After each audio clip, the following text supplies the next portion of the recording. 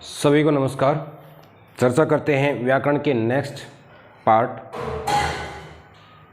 उपपद विभक्ति के शेष भाग पर। उपपद विभक्ति, चतुर्थी उपपद विभक्ति। हम दो उपपद विभक्तियों पर चर्चा कर चुके हैं, द्वितीय उपपद विभक्ति और तृतीय उपपद विभक्ति।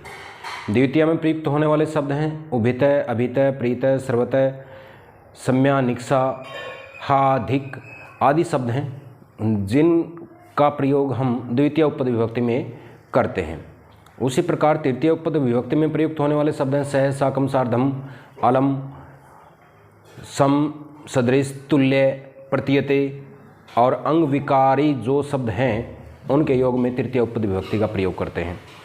इसी प्रकार अब क्या है, चतुर्थी उपपद विभक्ति है और इसमें प्रयुक्त होने वाले जो शब्द हैं वो इस प्रकार से हैं नमः, स्वस्ति, स्वाहा, शब्दा, अलम, रुच, प्रिय और क्रुद्ध। क्रुद्ध धातु के योग में, क्रुद्ध धातु के योग में नमः नमस्कार। जब नमस्कार किया जाता है किसी को तो उस समय हम चतुर्थी उपपद विभक्ति का प्रयोग कर सकते हैं।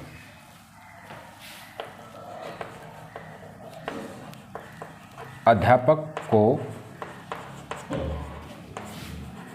नमस्कार, तो अध्यापकाय नमः, अध्यापकाय नमः। कल्याण, कल्याण क्या है? कल्याण हो, किसी को कल्याण का आशीर्वाद दिया जाता है, जैसे छात्रों का कल्याण हो, छात्रेभ्य, छात्रों का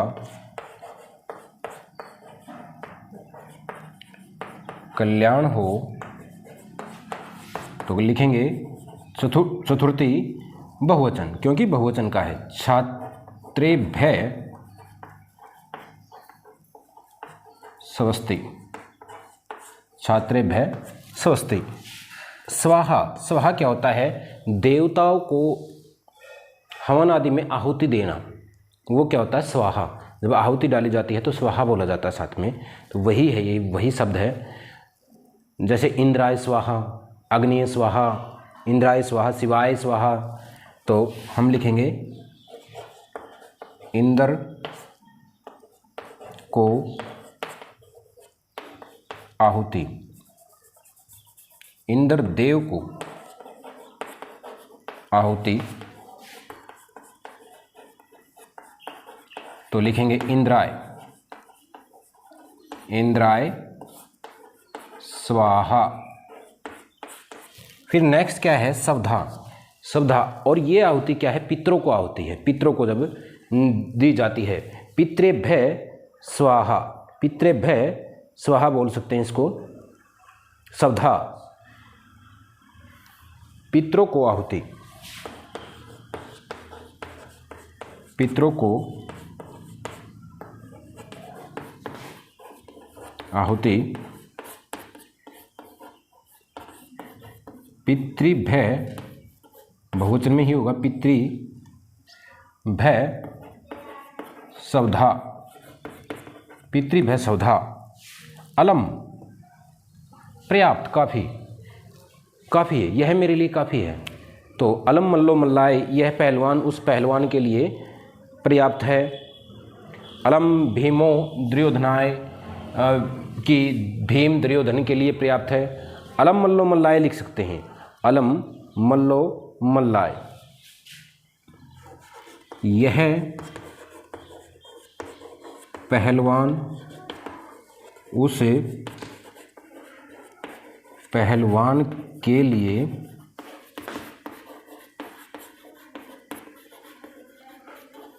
पर्याप्त है, तो लिखेंगे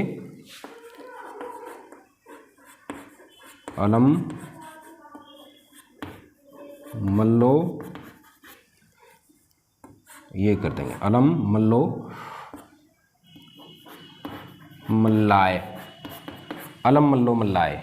यह पहलवान उस पहलवान के लिए पर्याप्त है। नेक्स्ट क्या है हमारा?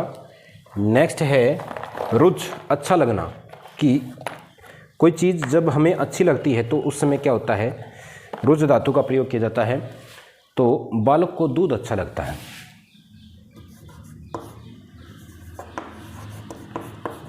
बालक को दूध अच्छा लगता है। तो वाक्य लिखेंगे बालकाय दुग्धम रोचते। बालकाय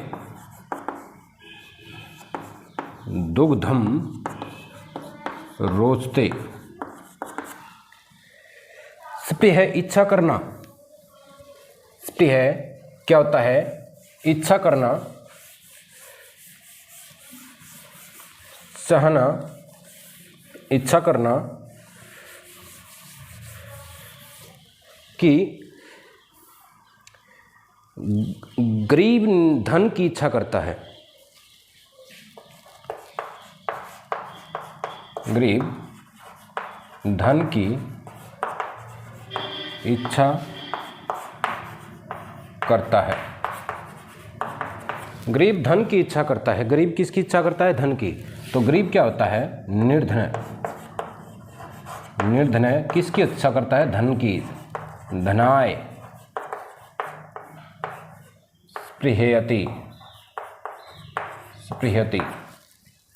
धनाय स्पृहति। धनाय स्पृहति, धन की इच्छा करता है।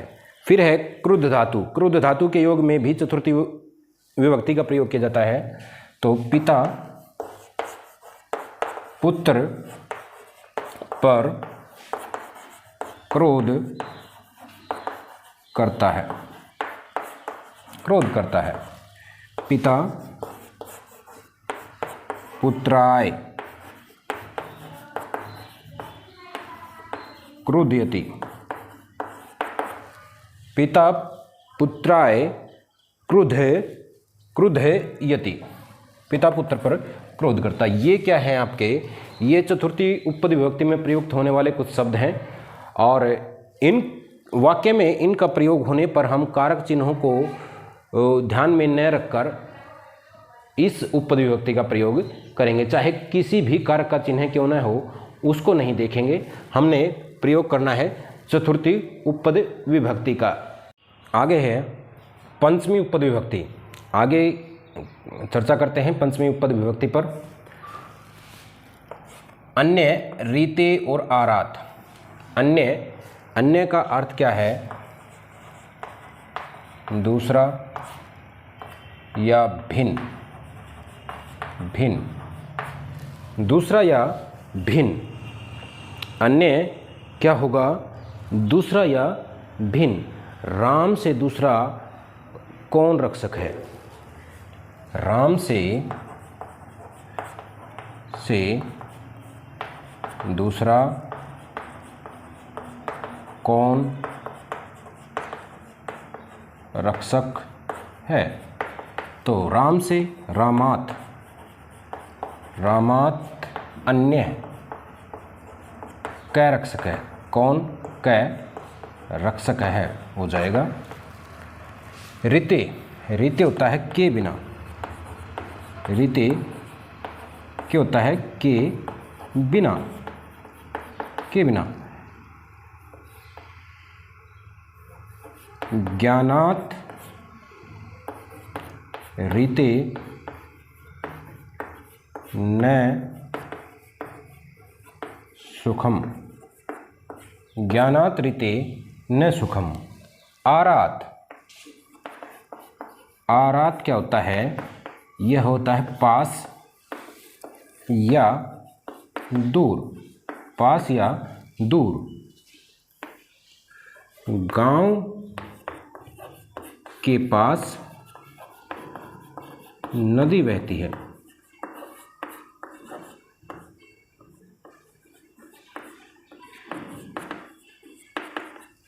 तो ग्रामात आरात नदी बहती।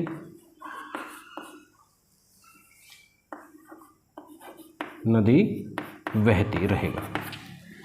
ग्रामात आरात नदी बहती। इस प्रकार से इन शब्दों का हम प्रयोग कर लेंगे। फिर कुछ और शब्द हैं, जैसे लिखा हुआ है भय तथा रक्स अर्थ वाली धातुओं के योग में, भय व रक्स वाली धातुओं के योग में हम किस उपपद विभक्ति का प्रयोग करते हैं?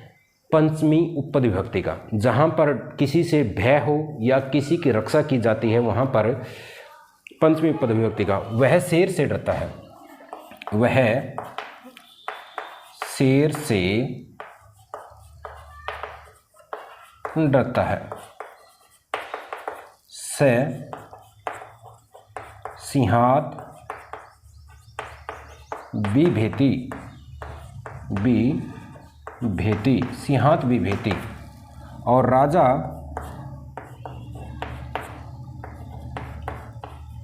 गाय की रक्षा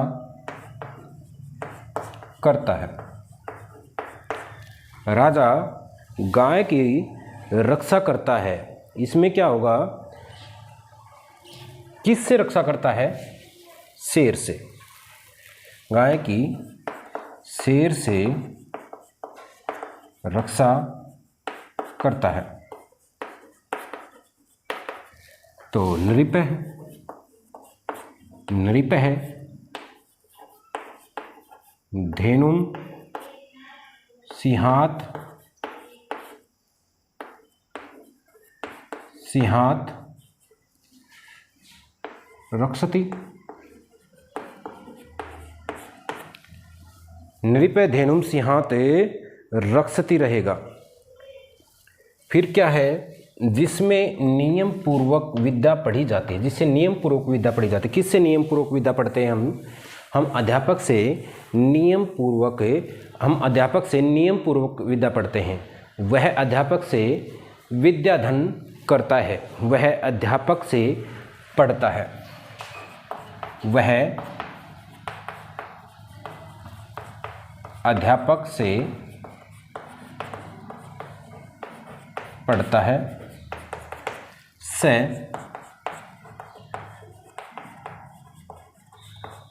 अध्यापकात्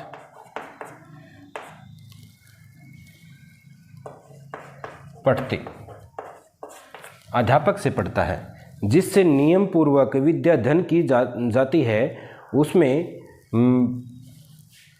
क्या होता है? पंचमी उपपद विभक्ति हो जाती है। अधीयते भी हो जाता है, अधीयते, अधीयते, अधीयते, अधीयते। फिर क्या है? जहाँ से कोई वस्तु उत्पन्न होती है, प्रभवती, उत्पन्न होती है। जैसे गंगा हिमालय से निकलती है, गंगा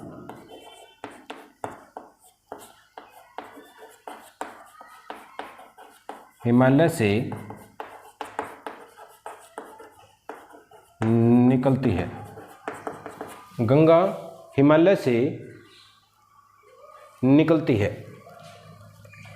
तो इसका संस्कृत अनुवाद क्या रहेगा? गंगा हिमालयात् प्रभवति, हिमालयात् प्रभवति। निवारण हटाना होता है, जिससे हटाया जाता है। वह मित्र को पाप से हटाता है, हटाता है। से मित्रम पापात् निवारयति, वह मित्र को पाप से हटाता है, दूर करता है। नेक्स्ट वाक्य क्या है? जुगुप्सा घृणा होता है, जुगुप्सा घृणा होता है। सज्जन पाप से घृणा करता है, सज्जन पाप से घृणा करता है। जुगुप्सा के योग में, जुगुप्सा के योग में घृणा, पाप से घृणा करता है। कौन? सज्जन। तो लिखेंगे सज्जने पापात् जुगुप्सते, जुगुप्सते, जुगुप्सते, पाप से घृणा करता है। फिर प्रमाद, वह धर्म से आलस्य करता है, वह धर्म से आलस्य करता है। से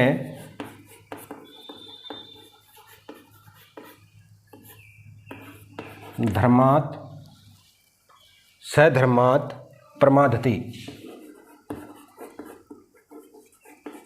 सधर्मात् प्रमादति, वह धर्म से आलस्य करता है। तो इस प्रकार से ये आपके कुछ वाक्य रहेंगे जिन पदों के प्रयोग होने पर हम पंचमी उपपद विभक्ति का प्रयोग करते हैं। ये उपपद विभक्तियाँ क्या होती है, मैं फिर से बताता हूँ। उपपद विभक्तियाँ वो होती हैं जिनका वाक्य में प्रयोग हो जाने पर हम कारक चिन्हों को ध्यान में न रखकर किसी विशेष उपपद विभक्ति का प्रयोग कर लेते हैं, वो उपपद विभक्तियाँ होती हैं। ये आपका पंचमी उपपद विभक्ति तक उपपद विभक्ति का विषय रहा। नेक्स्ट पार्ट में हम षष्ठी उपपद विभक्ति और सप्तमी उपपद विभक्ति पर चर्चा करेंगे। धन्यवाद।